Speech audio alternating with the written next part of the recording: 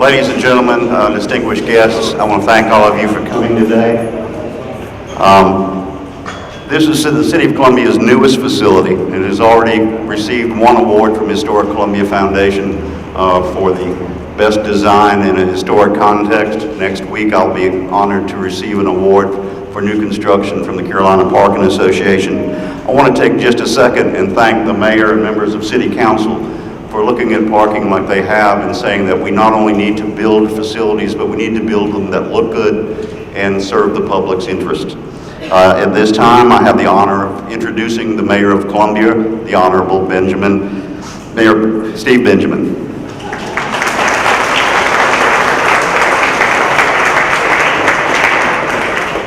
Thank you, John David. It's an honor and a pleasure to be here with each of you today. When I first had conversations probably with Matt Kennel about the possibility of naming this garage, the first name that came to both of our minds was Pete Cannon. All the incredible hard work that Pete did, not just as a businessman, not just as a man of God, but as a true civic servant who understood, and as the prophet Jeremiah said, we had to pray for the city because our welfare was tied to the welfare of the city. It was an easy decision to move forward with the naming of this garage, which has helped spark an incredible amount of development here in our city center. I want to have the opportunity to read a resolution that City Council will take up on Tuesday, so you know exactly what we're doing and how we're doing it. It's very brief. But whereas the late Reverend Peter John Cannon was a longtime resident of Columbia, first coming to Columbia in 1982 as associate pastor of Cornerstone Presbyterian Church, and whereas he devoted much of his life to faithful and productive service to his family, his community, his county, his city, and his state, and whereas Pete Cannon was a visionary who worked to promote and develop Columbia's Main Street area through a number of programs such as the City Center Partnership and the USC Columbia Technology Incubator, and whereas he was one of the founding members of the City Center Partnership and served with distinction as its first chairman and remained involved in its operation until his death. And whereas he was a mentor to the Technology Incubator, providing office space at below market rate, and working closely with the incubator staff to ensure its survival, earning the nickname of the Godfather of the Incubator. And whereas Pete Cannon and his wife, Pat, founded His International Incorporated, the Christian ministry to international college students, and whereas His has now spread to college campuses across the country thanks to the efforts of the Cannon family. And whereas Pete Cannon taught us all so many valuable lessons about business, economic development, and more importantly, how to live our lives by serving as such a man of faith, family, and community. And whereas the City of Columbia wishes to recognize these and so many more contributions made by Peter John Cannon to the growth and development of the City of Columbia, now therefore be resolved by the Mayor and the City Council of the great City of Columbia this day that the City Center Parking Garage is hereby renamed the Peter John Cannon Garage.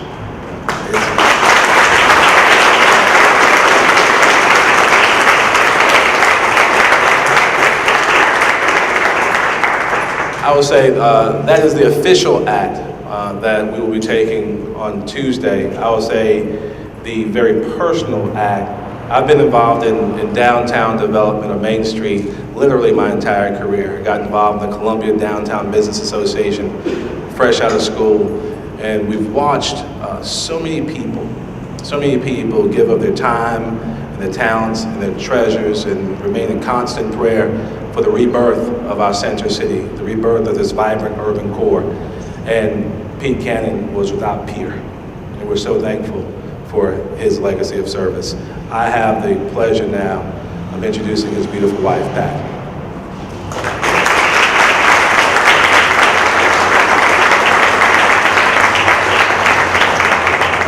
I just want to say that my husband loved Steve Benjamin. Steve Benjamin was actually right there from the beginning. I just want to say from our family, we want to thank everybody that came today. I know you all have busy schedules. We also want to make special thanks to the mayor, to the city officials, to John Spade, to Terry Brown, to Carmela, all the people that were there from the beginning, on Matt Kennel, and many others who are very influential in this day. As Pete's wife for over 40 years, I feel like I knew his heart better than anyone else. I remember vividly when Pete came home and told me all about the city. He was talking about the city nonstop. I was like, wow, what are you doing, you know? Okay, so then he starts sharing with other people, and he had this vision for this city. Well, I heard one person tell him, you're a dreamer. I had another one say, you're crazy. I had another one said, you can never do that. That'll never happen. But he kept saying, there's going to be a day, there's going to be a day. And, you know, he drove on. I was even wondering myself, though, why would you do this? You're not getting paid. I mean, why do you want to hear all these negative comments? But it didn't stop him. He kept going. And then I realized something else. He has a lot of strong qualities. And one of the qualities he always preached in our home is that you need to give back.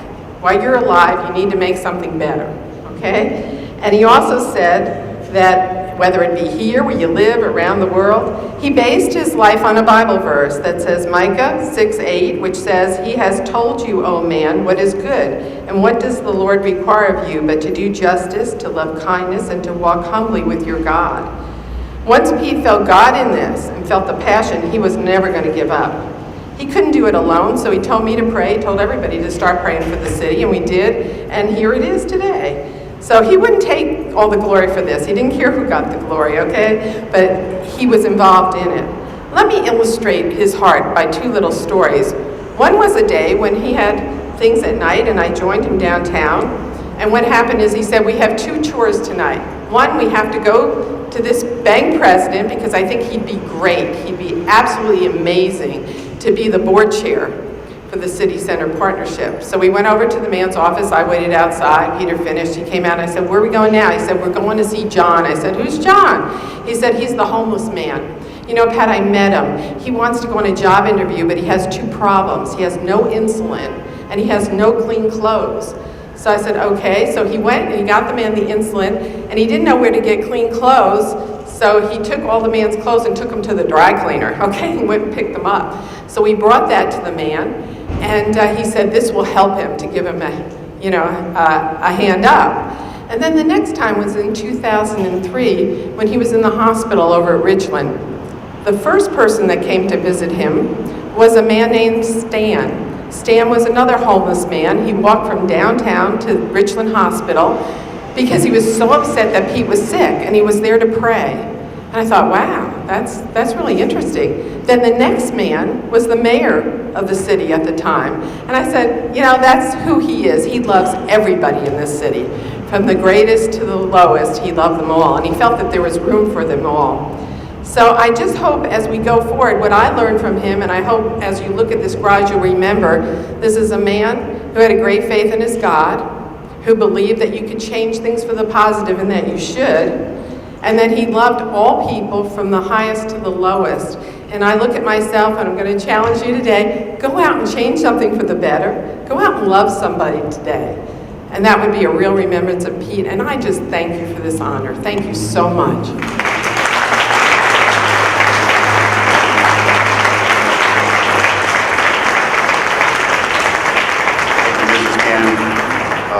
Peter and I shared several things. Our faith was one. The fact that both of us married well above our station in life. And we also shared is the mayor is bringing to reality a dream that Columbia's downtown would become revitalized.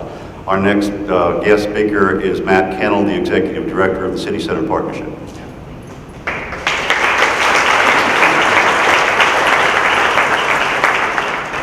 Thank you, John David, Mayor, Pat. Your comments were right on target for those of us that knew Pete so well. In fact, there was definitely co-leadership within the Cannon family, and we appreciate that.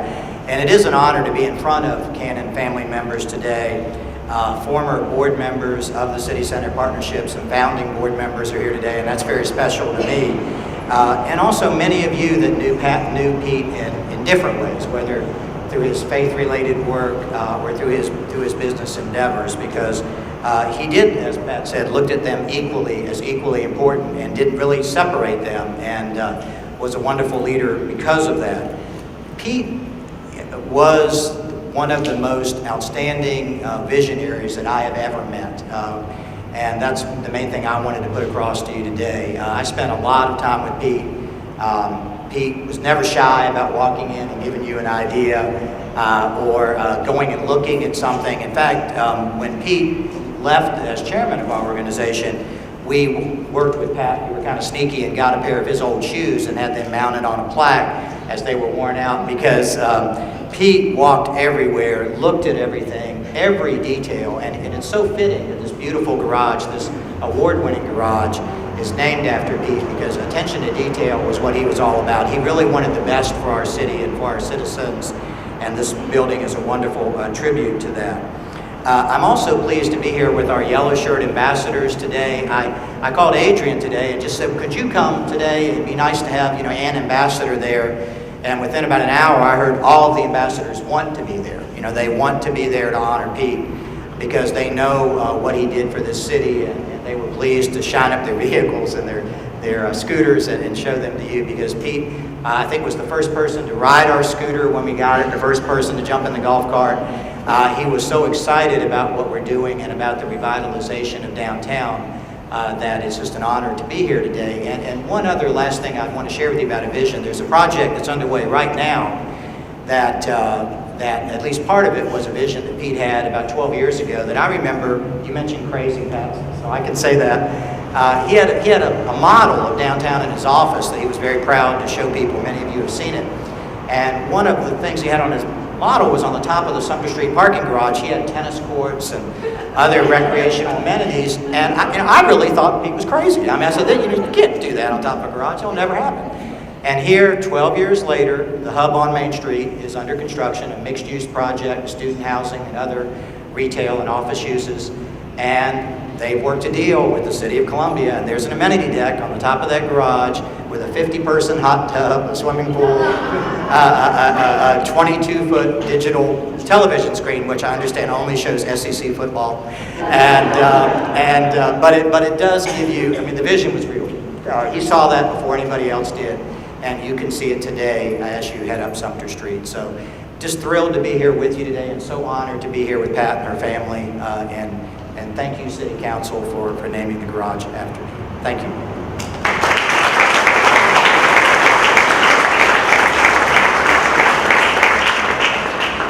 In being a visionary, Pete understood the value of bringing new businesses into the downtown area.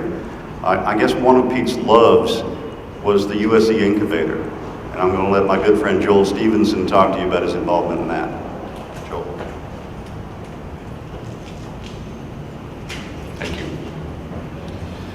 Today is a really great day for me.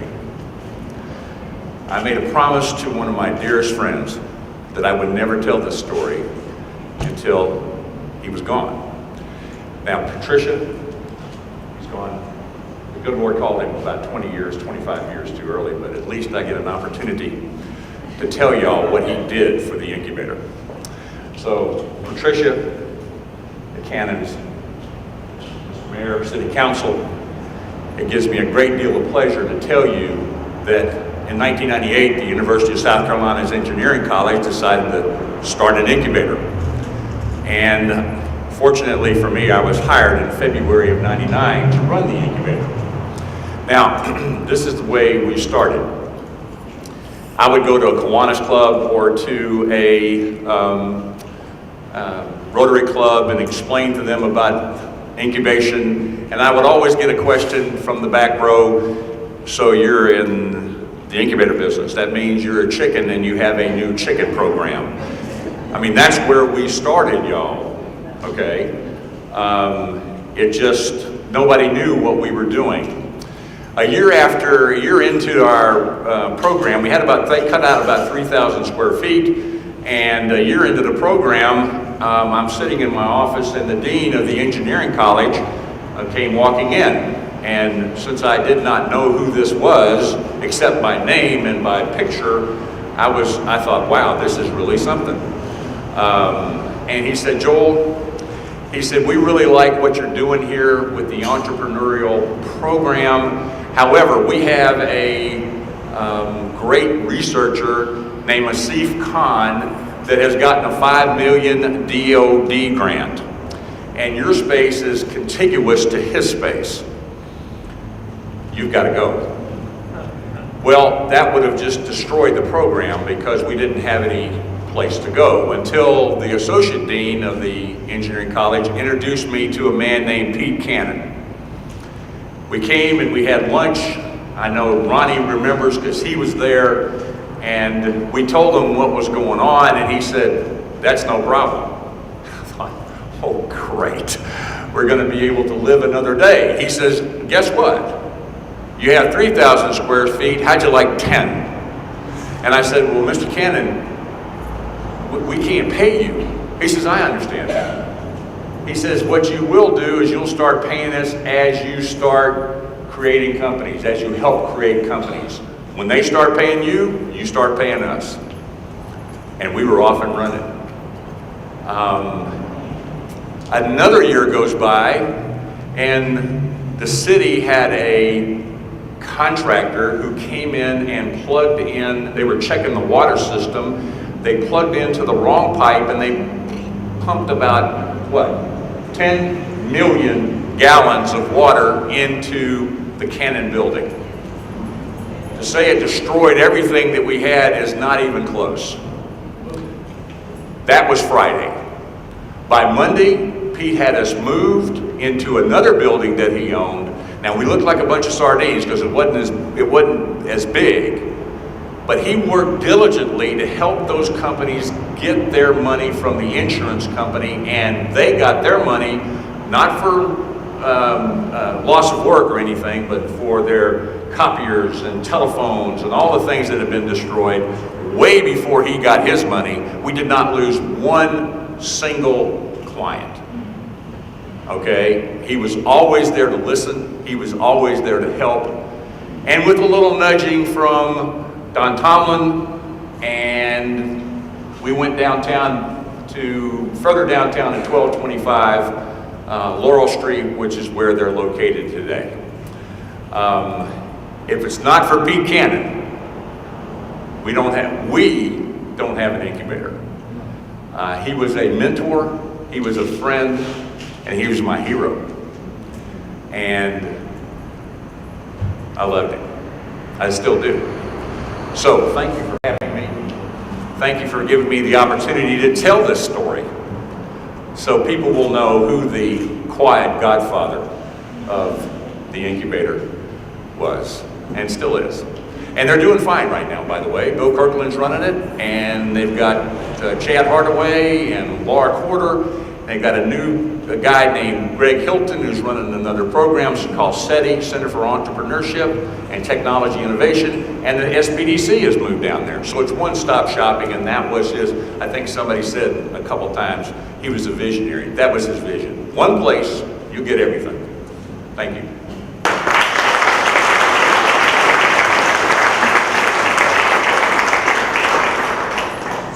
Thank you, Joel.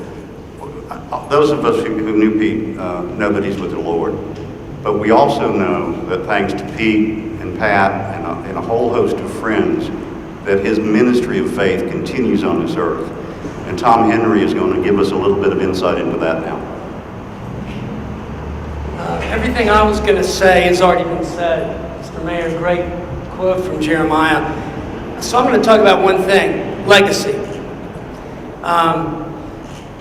The book of Hebrews says about these great saints, even though they're gone to be with the Lord, they still speak to us. And so Pete's speaking loud and clear. Heather and Ronnie, wherever Ronnie is, Robbie, the night before Pete went to be with the Lord and before he went into surgery, he looked at Ronnie and Robbie and said, it's yours.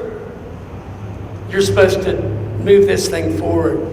And they've done it remarkably along with Pete's life. I didn't know this side of Pete. I knew the ministry side. About 4 years ago, we brought a Chinese pastor that was over 10 million people in his church, sort of a large denomination in China. And we brought him to a house in Charlotte, and Pete and Pat came. And Pete and Pat came up to the pastor afterwards and shared what they did. And his eyes lit up, and he said, I will pray for you every single day in my movement, because China needs these internationals to go back and be involved in every area of society, to live out their faith, to live out transcendent values. And so that started the merger between Reentry and his, which is Pete Robbie's legacy.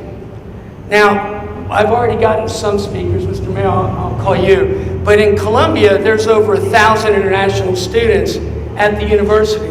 They're future leaders. They're going to go back to China, India, and the Middle East and take responsibilities as leaders in the industry, in education, and medicine. And Pete's vision, before any of us saw it, was to pour into these people so that the world would be a better place, so that they would have the benefit of learning about Christian values and how they're lived out in the marketplace: service, care, respect, honesty. And so Pete's legacy continues not just with his children and his grandchildren, but it continues through Reentry and his, as well as the economic development that's here. Thank you for being here. It's been a great blessing for all of us today to participate in this.